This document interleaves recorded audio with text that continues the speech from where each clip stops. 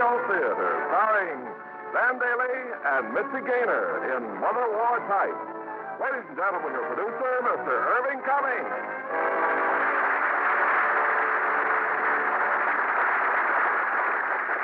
Greetings from Hollywood, ladies and gentlemen. We're going to start the new year with a song. In fact, the song hits from Mother War Type, one of 20th Century Fox's best musicals, and one of our 20 greats. And as our stars, Dan Daly in his original role, and Mitzi Gaynor. These two fine artists are starring in another 20th Century Fox picture about a vaudeville family. Irving Berlin's There's No Business Like Show Business.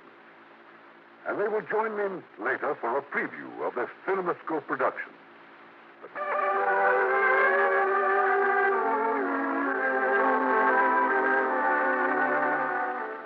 Mother.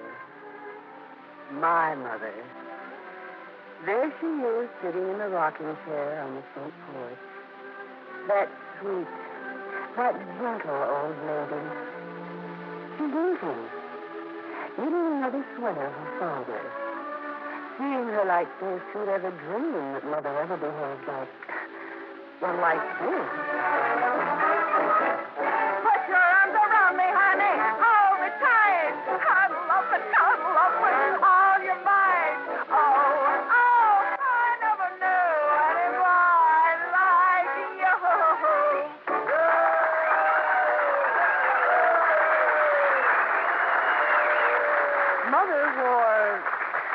Mother wore tights when she sang that song on stage. Good heavens, Mother, how could you? And there on the porch is Daddy, the cutest old darling in the world, asleep in his chair, his eyeglasses pushed up on his forehead, and the Sunday funny papers spread over his lap. Dad's the quiet type. I just can't imagine him out there on the stage in those baggy pants and a putty nose. Morning, some Bertie. I rise at 10:30 and pull through on like a top. I walk down the strand with my gloves on my hand, and I walk down the garden with the ball. I'm all airs and graces, collect easy papers. Without food so long, I forgot where my face is. I'm burnt. I haven't a shirt, but my people are well off, you know. Nearly everyone knows me from Mr. Lord Rosebery. I'm Burlington, Bertie from Bow.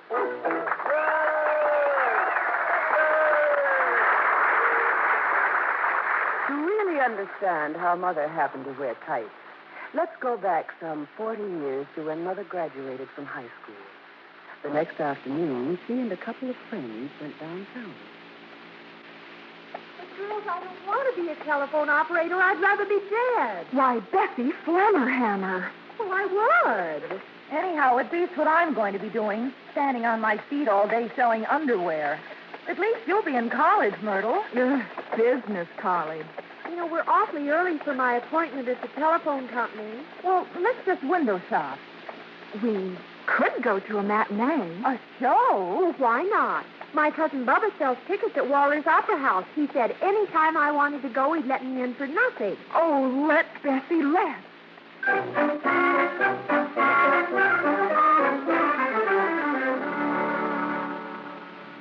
And these are my girlfriends, Bubba, Myrtle McKinley and Alice Spiegel. How do you do? How do you do? Well, we thought, that is, you always said if I came over to the Opera House, Bubba, you'd let me in free, so I never said anything about your whole school, did I? Oh, please, Bubba. Oh, well. But if Mr. Waller ever catches me... If Mr. Waller ever catches you doing what?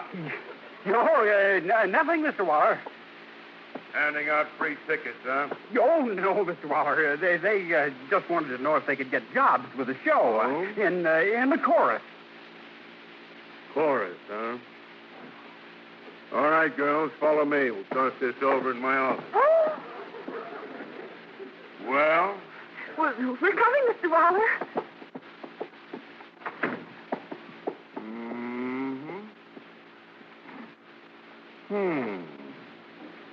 Well, girls, your figures don't look too bad. And let me see your leg. Oh, no.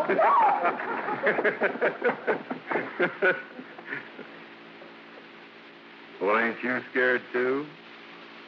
No, sir. My legs?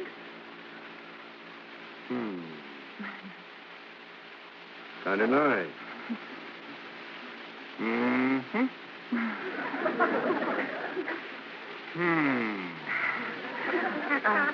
I had the lead in our high school operetta. I'm a dancer. Oh, fine. Your folks know about this? My parents are dead. I live with my grandma. How much do you want a week, sister? Would $10 be all right? I was going to offer you 15, but just to teach you a lesson, $10 it is. All right, come on. Oh, my.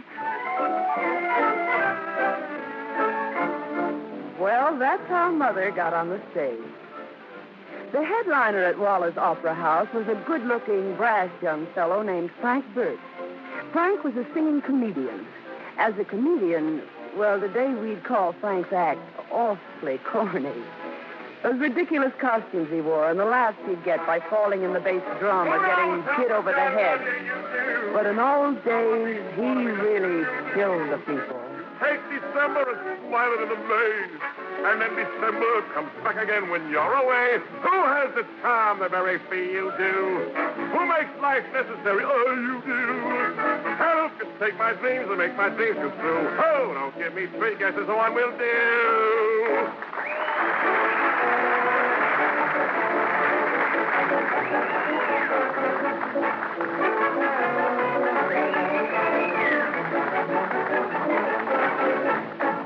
You sure sell that you-do number, Frankie. Yeah, what's wrong with my Burlington birdie routine?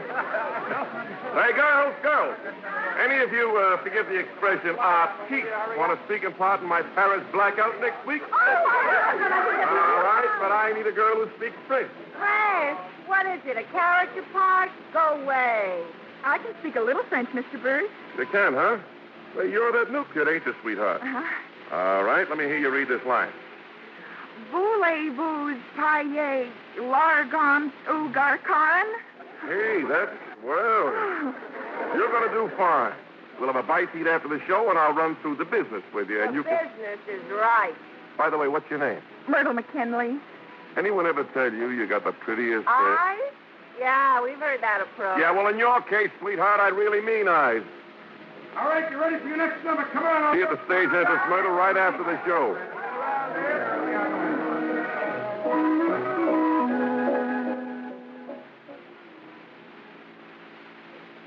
So Mother got her start in Frank Birch's vaudeville act. A couple of months later, the company tipped in to give Frank a birthday party. He had rushed out right after the show, and while they all waited for him to come back, Mother decided to do an imitation of Frank singing Burlington Bertie. Now, quiet, everybody. Myrtle's going to hand you a laugh. Here you are, honey. Here's his monocle and cane. Let's go. I'm Burlington Bertie. I rise at 10:30 and saunter along like a top.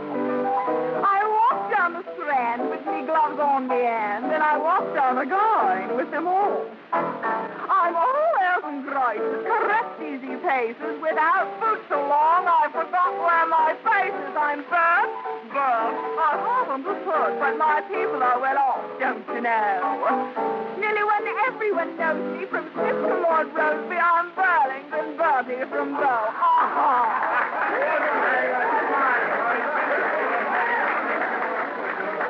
Okay, children, let her rest. You can start this shindig because Papa's back. Well, it's about time you showed up, Frank. In case you forgot, this party's for you. And boy, did you miss something just now. Myrtle, huh? Kind of stealing my thunder, ain't you, Myrtle? Well, anyway, folks, today's my birthday. You all showered me with lavish gifts of your esteem and gratitude, so what can I do but return the compliment? All right, Eddie, bring on the presents. That's for you, Bill. Oh. Present for us. Why not? Here, Helen, this is for you. And that big box, that's for you, Mrs. Miller. And this is for you, Al. Can you beat it, Myrtle? Can't even let people give him a birthday party without trying to top him. Oh, I think it's sweet. Hey, you're not falling for that big show-off, are you? Of course not. But he is kind of nice. Look, Myrt, I've seen dozens of guys like Frank Birch. Look at the way he throws his dough away. You'd think he was a millionaire. He says that's all part of the act, but you got to put up a front. Look, honey, you're just plain dumb if you let yourself fall for a hoofer. And how are you, Sarah Bernhardt? Still tossing the bustle into the third row? I'm dying laughing. There's a present for you over there. Aren't you curious?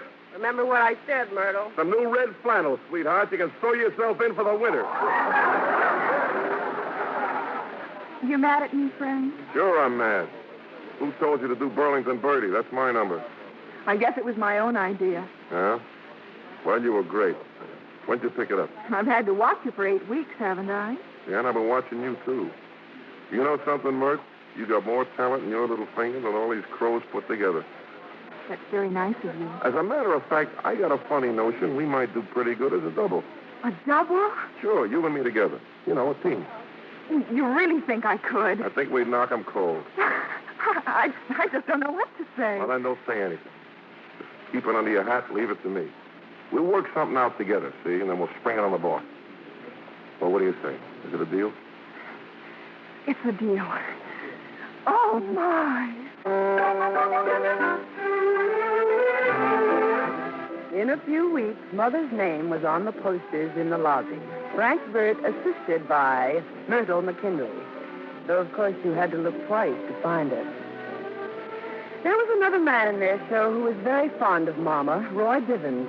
Roy kept telling her she was crazy to let Frank get away with it, that she really made his act. But that's not so, Roy. Frank's a star, and I'm nobody. Besides, it's his act, and it was his idea. But you're established now, Myrtle. Here's your chance to go places. And, well, I could help you, Myrtle.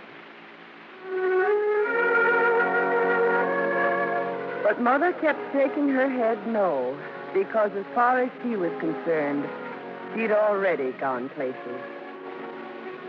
One night, she and Frank went to an Italian restaurant for supper.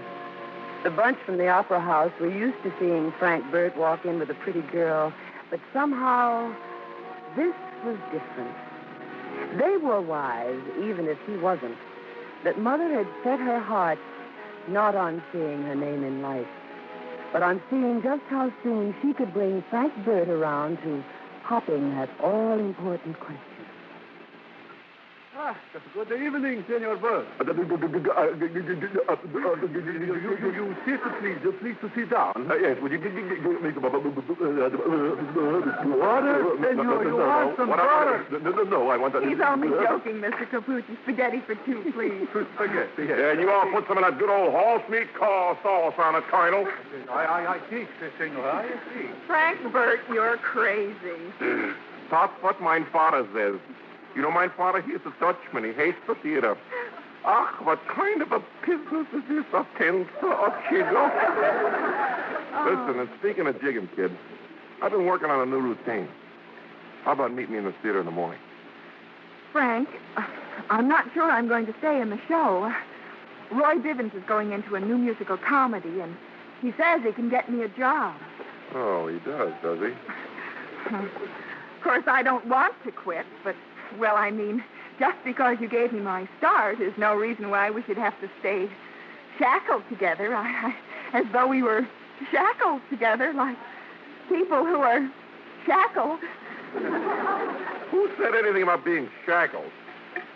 Say, you're not falling for what a tenor tells you, are you? I didn't say I was falling for it. I'm just thinking about it. Yeah, well, of course, I'd hate to lose you. You would? Well, sure. Well, joke breaking in a new partner. Oh. Maybe you would make a big name for yourself. Yeah, maybe Roy Bivens is right. That rat. Then you think I should go? Well, you got to think of yourself. But if anything goes wrong, you can always come back. Thanks. There's one thing I want to get clear, though. This business between you and Roy Bivens is all business, isn't it? No monkey business, no funny business, just business. What's that to you? Nothing. I was just thinking about you. Thinking about me? You never thought about anybody in your whole life excepting the great Frank Burt. Now, what makes you say that? What do you care about a partner anyway? Just somebody to dance with. I wasn't really going with Roy, but now I am. I'm sick of being taken for granted. Go on. Get yourself a new partner. You can teach that new routine to her. What's got into you? Some sense at last, which is more than you'll ever have. Now, wait a minute, Myrtle. Put down that plate. Myrtle!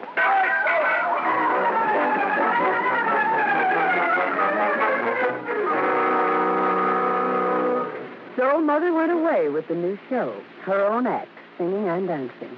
Oh, Frank missed her all right, but he went right on alone, doing the same old numbers in the same old way, and to the delight of the same old audience. Who has the charm that Mary feels do? Who makes life necessary? You do. And who can take my dreams and make my dreams come true? And I'll give me straight guesses what we'll do.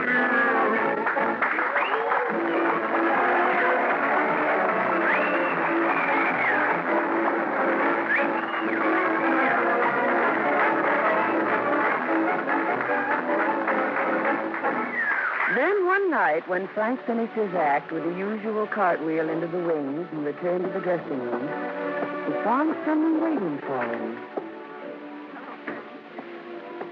Myrtle! Well, I thought you were in Los Angeles. What happened? The show fold up? Oh, the show's doing fine. Your tenor didn't start breathing down your neck, did he? Not quite. But he asked me to marry him. Bivens asked you to marry him? Well, what's wrong with that? Some people do get married, you know. Huh? What did you say? I told him I'd have to think it over. Oh. Frank, Yeah? you might as well know what really happened. Last week, the producer was watching me rehearse my dance. It has some of your steps in it. Oh, it has, huh?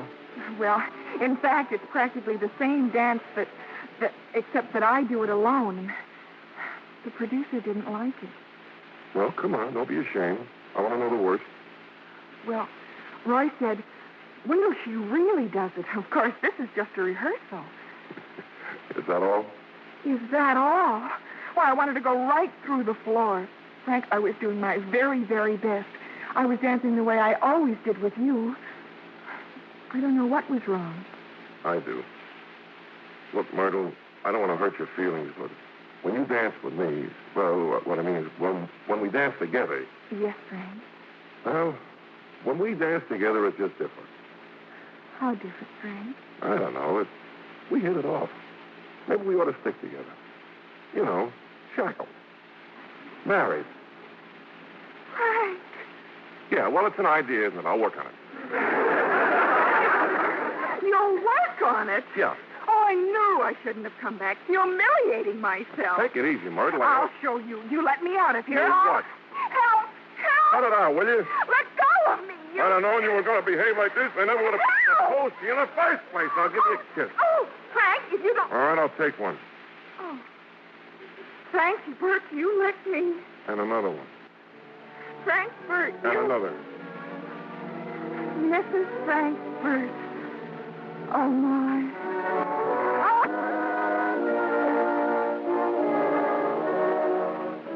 And so they were married, Mother and Frank Burt. After the honeymoon, they went on the road with their new vaudeville act. Dear old 2 a day. Town after town, month after month, show after show.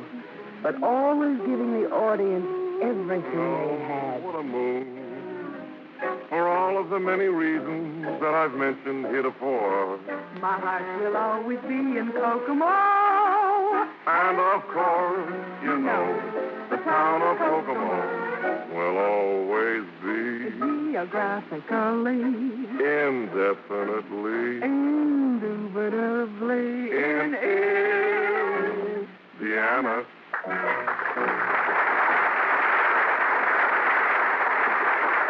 The new act was going over so well, Dad said they might even hit Broadway. If suddenly Mother hadn't announced that she was going home to Grandma because of, well, I believe the term is an act of God. Mert, you're kidding. Oh, I am I? You'd think this was the first time anybody ever had a baby. Let's quit, Mert. We'll take a long vacation, huh? No kid of mine is going to be born in front of a backdrop. Darling, I'm not going to take just a vacation. I'm going to quit for good. Why, Myrtle McKinley. Oh, I want my baby to have a home and a mother to take care of him. Yeah, but Myrt. You can get a dozen partners as good as I am. Look, Frank, it's been wonderful together. But this is going to be even more wonderful. We'll be the papa. We'll let you work and make the money to send home. Oh, darling, this is what I've wanted all of my life. And from now on, please, just let me be the mama. Sure, honey. Just so you'll be happy. Gosh. Frank Burt Jr.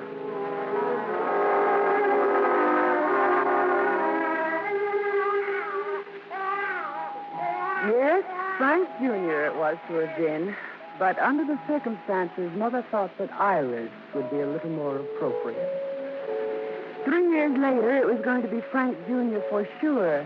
But again, under the circumstances, Mother thought Miriam would be more suitable. They compromised on calling me Mikey. We lived in Chicago then, Grandma, Mother, Iris, and I, and in between seasons, Dad. One day, I guess I was about 4 years old. It's a telegram, Myrtle. Why on earth did they ever invent these things? Scaring a body half out of their wits. Well, open it. You, Grandma, you open it. Oh, heaven be praised, Myrtle. At least the man's not dead. It's from Frank. Yes. I can't get a woman to replace Dolly. Meet me in Albany tomorrow. Will be at... But the children, I can't just pack up and leave. The children won't starve. Besides, the idea of a married man traveling all over the country with a woman named Dolly. Grandma, she's just part of his act. And you're his wife, and a wife's place is with her husband. But, honey, I've given up the stage. I haven't sung a note in 6 years, and as for dancing... If your dress is short enough, they'll never worry about your singing and dancing. Now, take a move out.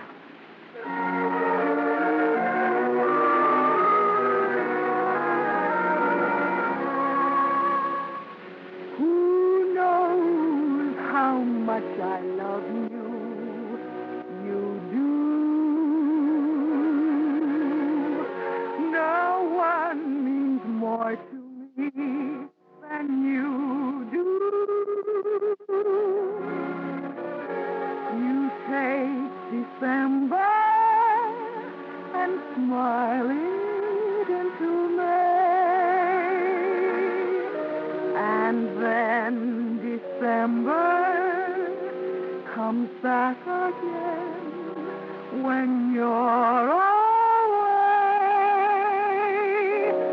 Who has the charm that very few do? Who makes life necessary? You do. And who can take my dreams and make my dreams come true? Don't give me free guessing when we'll do.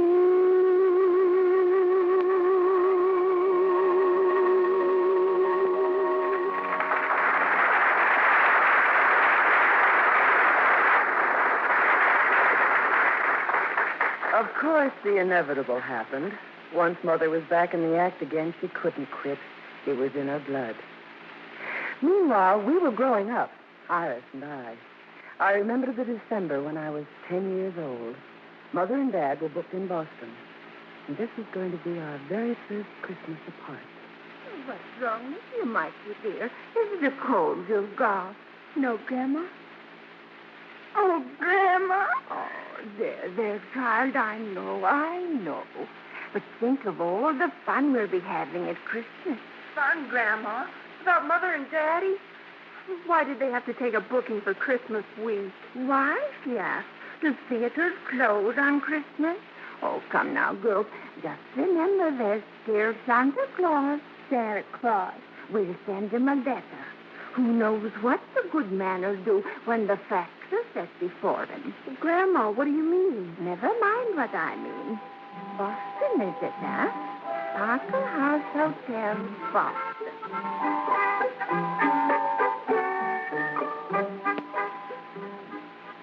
Of course, it's from the children, Frank.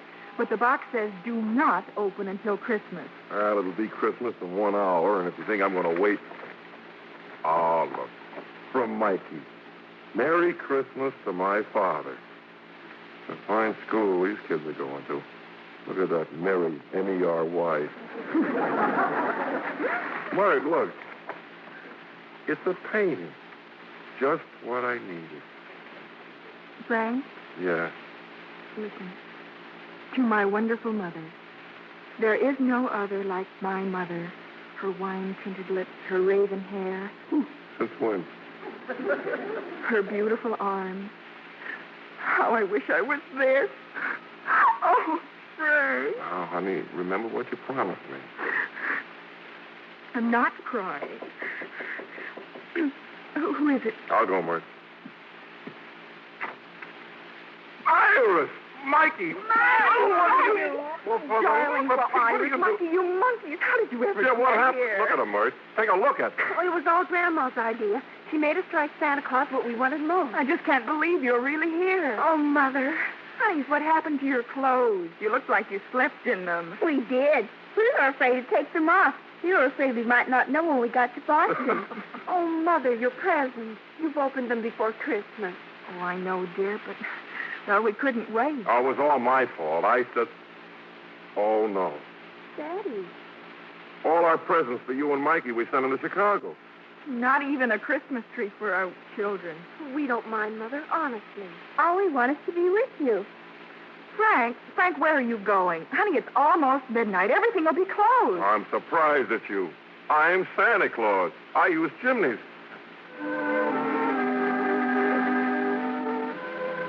Poor Dad. He looked everywhere, but no presents. But he did come back with a Christmas tree. Yes, I bet we had the most expensive Christmas tree in Boston. It cost $100. $50 to the people and a $50 fine. Father had chopped it down on somebody's lawn.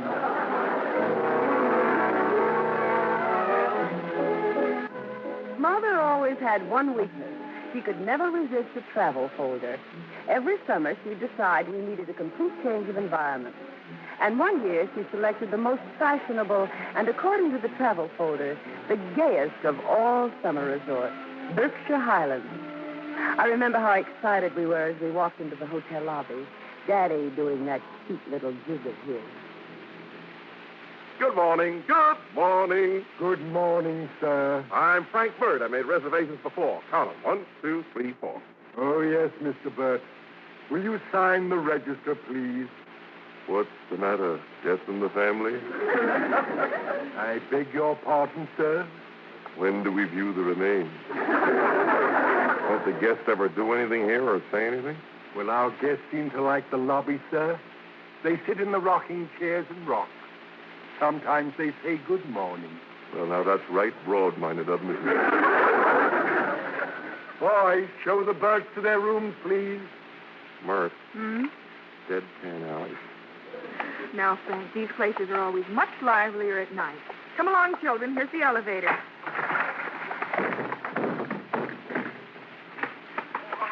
I'm terribly sorry. I must have tripped getting out of the elevator. Don't break your neck, kid. You'll never get any laughs in this joint.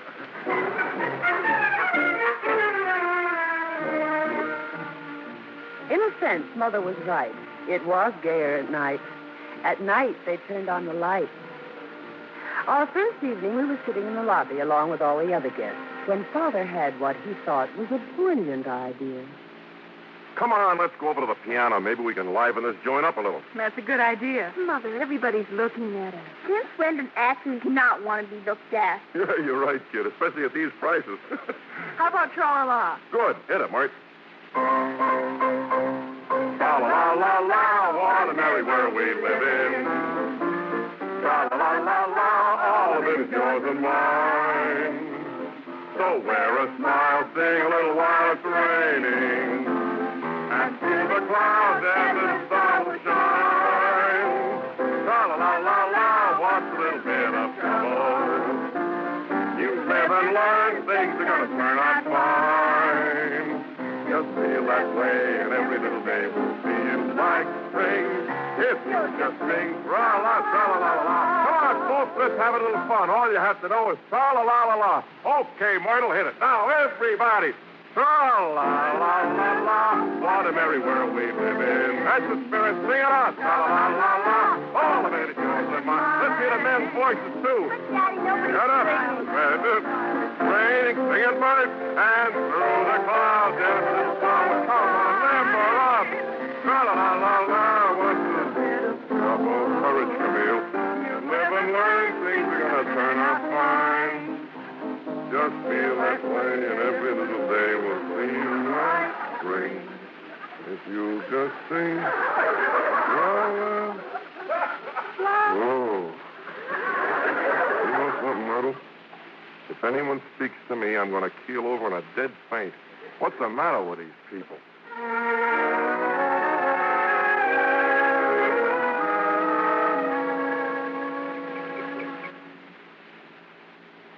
Come on, Mikey, let's go down and look at the fish pond. Oh, who cares about goldfish? I'm going to bounce my ball. Well, no wonder. Look who's there. Who? As if you don't know. That boy who fell out of the elevator. Oh, that is Bob, isn't it? Mikey, darling, must you play with that silly old ball all the time? Iris, you deliberately knocked that ball out of my hand. Be quiet. Oh, is this your ball? Oh, thank you. It belongs to my little sister here. Thanks. You see, we have a silly old bet that she can't bounce it 100 times without missing, haven't we, darling? No. Now, Mikey, dear, you run along and play. You want to know something? Me? Well, sure. Iris loves to bounce it, too. Oh, I'm so sorry. You know how children are at that age. Are you, enjoying it here, Miss, Bert, Iris Bert. Oh, yes. Father and Mother were just remarking what a heavenly spot this is. They even said we might stay here all summer. Miss Bert, what's happened down there? Oh, no, it's Mikey. It's my sister. She's hurt herself.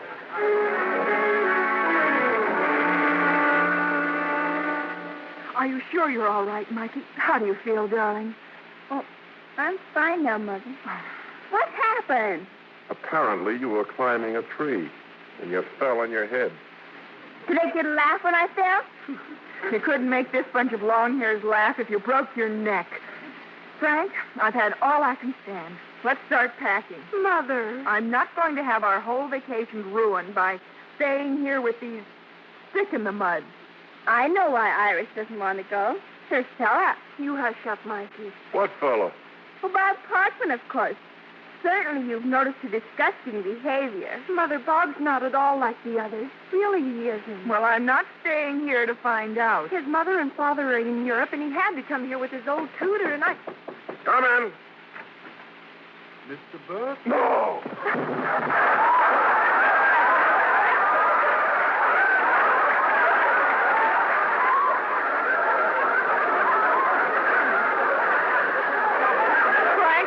Behave yourself. Well, I told you I'd faint if anybody here ever spoke to me. Mr. and Mrs. Snyder and I, well, we just thought we'd inquire how your little girl is. That was quite a fall. Oh, yeah. He was so frightened. Oh, well, Mikey's fine, thank you. Not just at school. Looks like you're leaving, Mrs. Burt. Packing your bag? I'll say we are. Oh, we were in hopes you'd stay and help give this place a little life. Oh, sure, please. We seen you the other night in the lobby. The piano, and the singing. You see, the folks here, well, we've all been coming here so long and doing nothing, I guess we've just sort of dried up. Oh, Mother, please stay. Oh, yeah, Mrs. Burt. We are all dried out. We all have such good times together. You help us, yeah? Singing and dancing, yeah? Well, what do you say, Mert? We've played to tougher audiences than this and never walked out on them. Well, kids. Yes. I guess we say. Oh, that's fine. That's fine.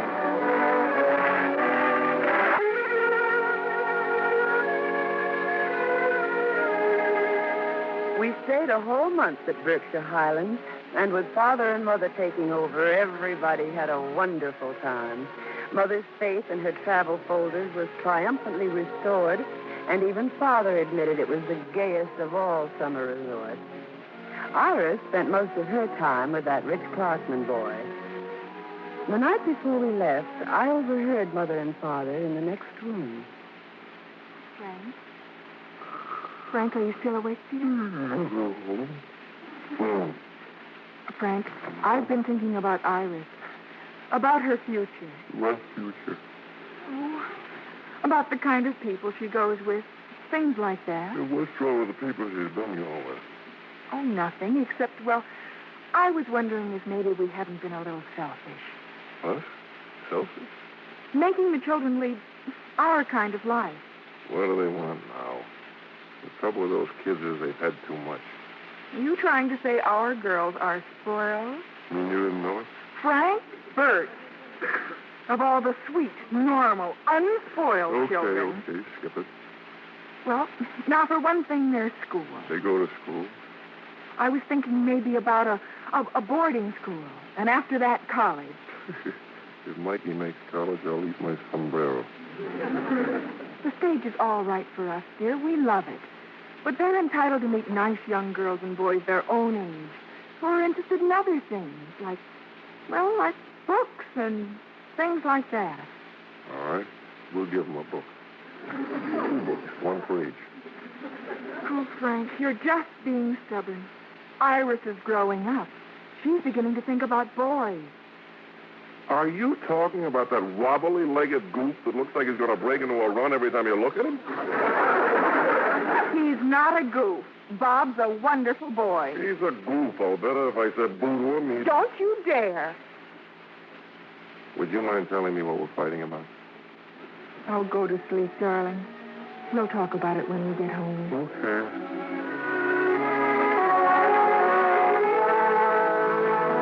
Well, they did talk it over. And as usual, Mother allowed Dad to convince her that she'd been right all along. The following September, our hearts and our throats, they enrolled Iris and me in Miss Ridgway's exclusive boarding school for young ladies. And just remember, darlings, we'll be back to visit the very first chance we get. You're darn tootin'. Don't forget about hanging up your clothes. And do be good girls. We will, Mother. Yeah, and bear down on your algebra. After all, look how well I speak it. Goodbye, Daddy. Goodbye. Goodbye, honey. Goodbye, Daddy.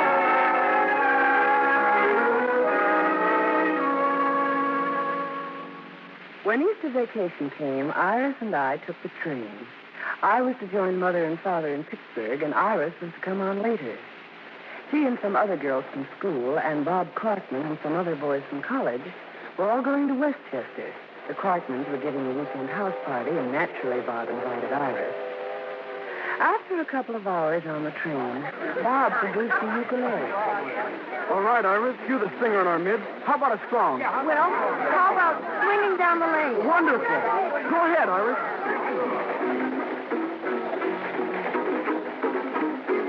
Everybody hand in hand, swinging down the lane. Everybody feel and dance, swinging down the lane. Just about then, a man and woman came through the car.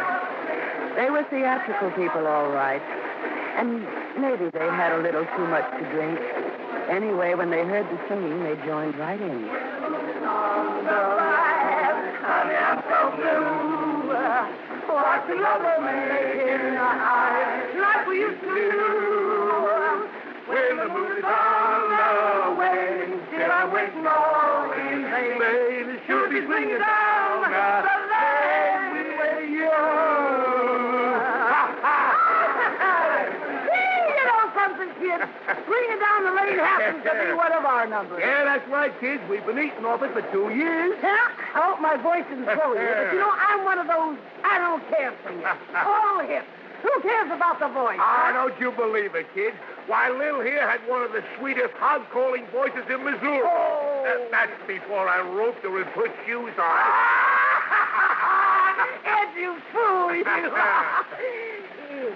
Hey, kid, you know something? You can sing. Oh, I can't really. Oh, the heck you can. Well, kids, we'd like to say, but we've got to get off the next stop. Yeah, you know how these trains are. They don't stop in these hick towns long enough to get your breath. Especially in these courses, you know what I mean. Well, so long, everybody.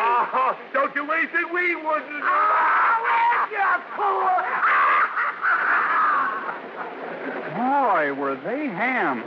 Imagine barging in on us like that. Did you ever hear such a laugh in your life? And that makeup. Why do all actors have to be such show-offs? I don't know, but they all are.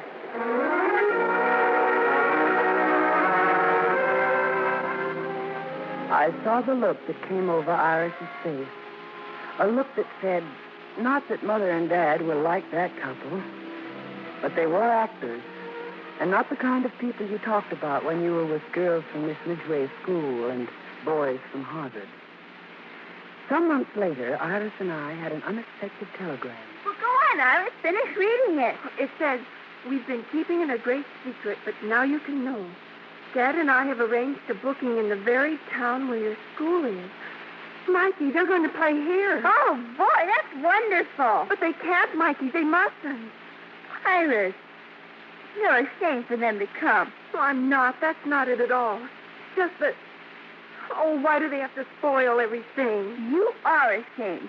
Ashamed of Mother and Daddy. Oh, Iris.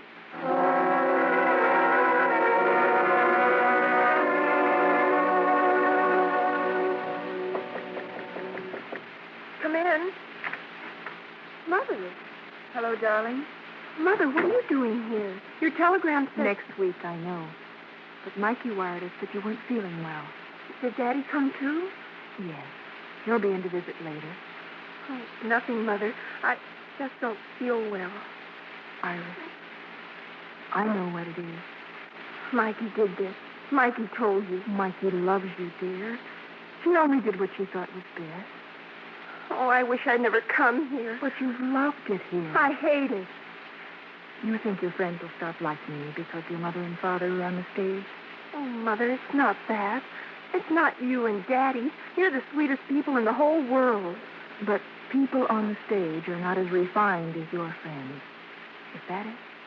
Oh, I wish you could see some of their homes and how their fathers and mothers... Like Bob's father and mother? They're so nice, Mother, and dignified. They want me to visit them again and... Oh, Mother, you don't hate me, do you? Of course not, darling. You know I love you and Daddy. Yes, I know. Don't worry, dear. We'll figure it out some way. Now, get dressed. You don't want Daddy to see you looking like a ghost, do you?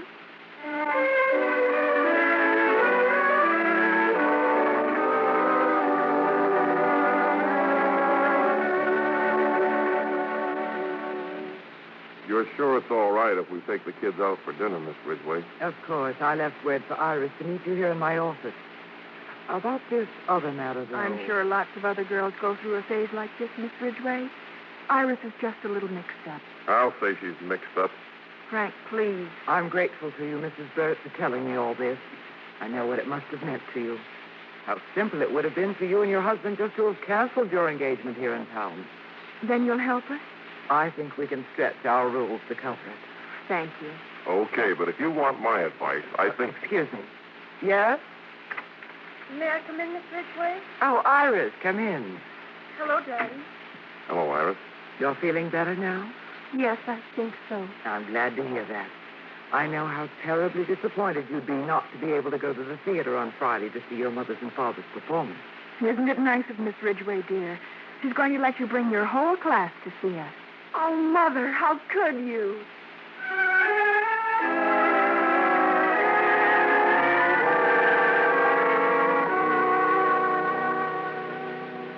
They were all there that Friday. Miss Ridgway, Iris, and the girls in her class. Mother and Dad did their usual act, no changes. They were Burton McKinley, and this was it. Father did Burlington Birdie and fell in the drum, and Mother did her dance routine. And then they went into their finale. We shall are back again with all the sweet and simple folks at home again in Kokomo, Indiana. Well, if it isn't Pop and Hi, you always had the cutest grin. In Kokomo, Indiana. Just look at Rover wag his tail, gosh, he remembers me. And get a load of Sister Grace. You can't see the freckle for the jam on her face.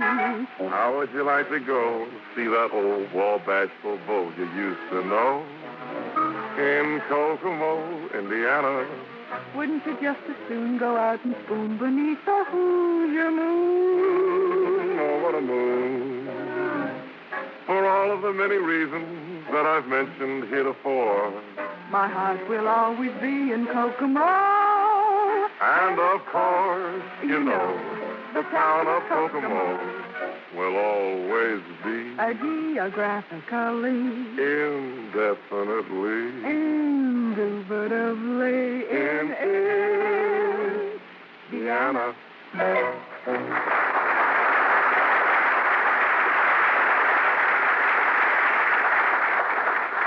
What do you think, Mert? I don't know. The rest of the audience seems to like it. Come on, let's take a bow. Weren't they grand, Mr. Gray? Oh, yes. You must be very proud of them, too, Iris. I am.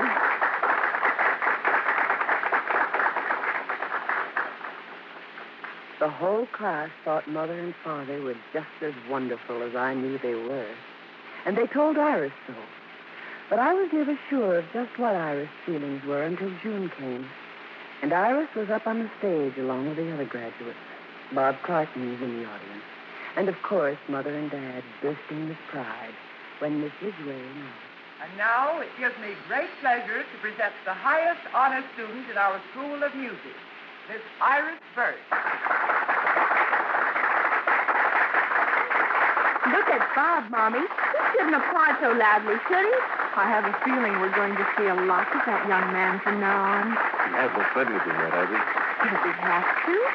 Ladies and gentlemen, I suppose I really ought to do a school song, but please, with your permission, I'd like to sing a song especially for my mother and father. Mert. A song they introduced in vaudeville many years ago. Hey, what's the matter with you? I can't help it, Tom. I'm so happy. Who knows how much I love you? You do. No one means more to me than you do. You take December and smile it into May, and then December comes back again when you're away. Who has a charm that fairy you do? Who makes life necessary? You do.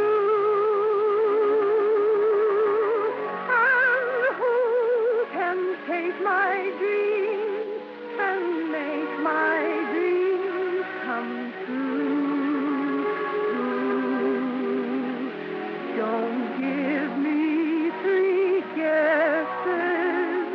One will do.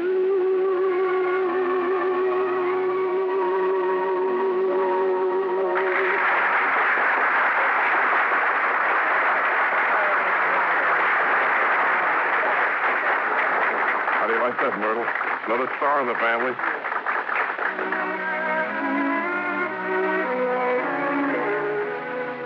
And Iris was a star. She still is.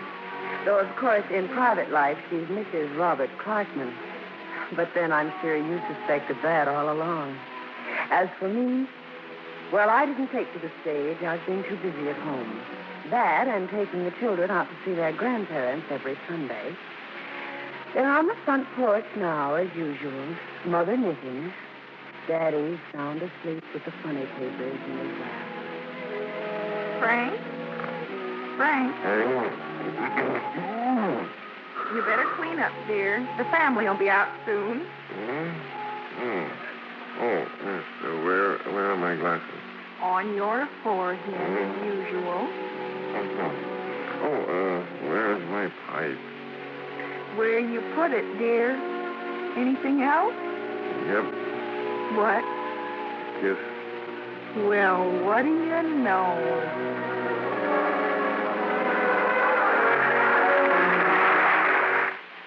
Them to the Footlights for a Bow, Dan Daly and Mitzi Gaynor. And you work just as smoothly together as you did in There's No Business Like Show Business. Except for one small detail, Irving. What is that? And there's no business like show business. I play Mitzi's father. I prefer being her husband. You're a little too late, Dan. Mitzi just acquired a husband. Our congratulations to him, Mitzi. Thank you, Irving. But that's the fun of show business. You can be a wife in one picture and a daughter in the next.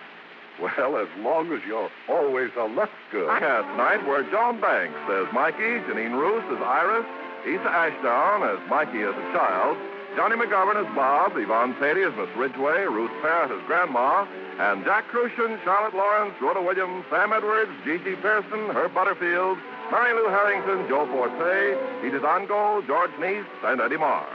Our radio play was adapted by S.H. Barnett, and our music was directed by Rudy Schrager.